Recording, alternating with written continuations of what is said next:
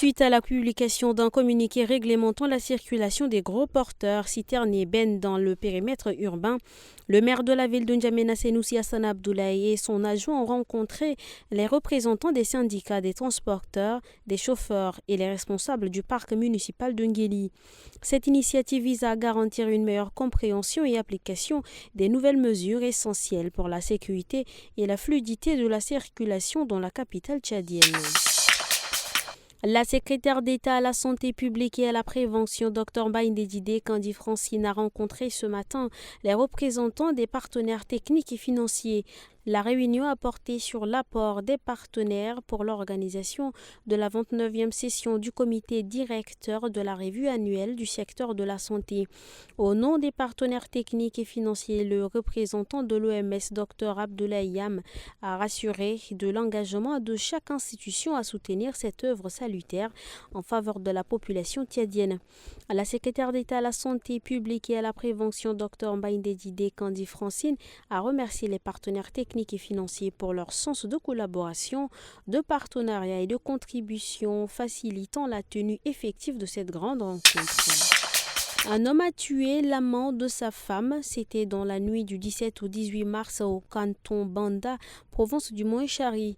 Le défunt, la quarantaine, devait se rendre à Sar, chef-lieu de la province du Mont-Chari, pour s'enquérir de l'état de santé de sa belle-mère hospitalisée. Arrivé au village Moudjuro, il a décidé de se divertir en se rendant dans un débit de boisson. Selon nos confrères de la radio Gaïa Tcholwa, à 1h du matin, il est surpris avec la femme d'autrui sans plus de précision. Piqué au vif, il a reçu du mari de la femme des coups de poignard et de bâton. Il est mort sur le champ, son assassin a pris fuite. Il a finalement été retrouvé au village Kemkada. Le défunt laisse derrière lui 8 enfants. Selon l'ONU, parmi les nombreuses menaces qui entravent le développement durable, celle des armes légères et des petits calibres est souvent reléguée au second plan.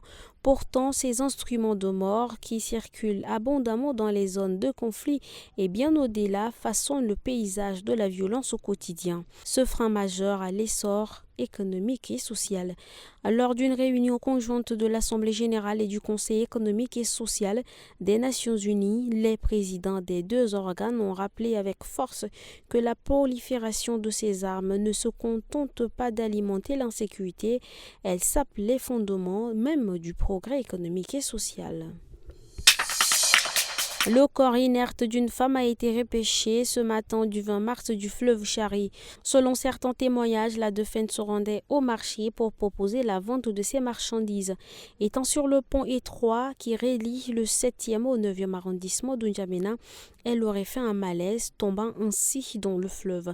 Son corps sans vie a été retiré par des éléments du commissariat de sécurité publique numéro 7 et des services des sapeurs-pompiers et déposé à la morgue.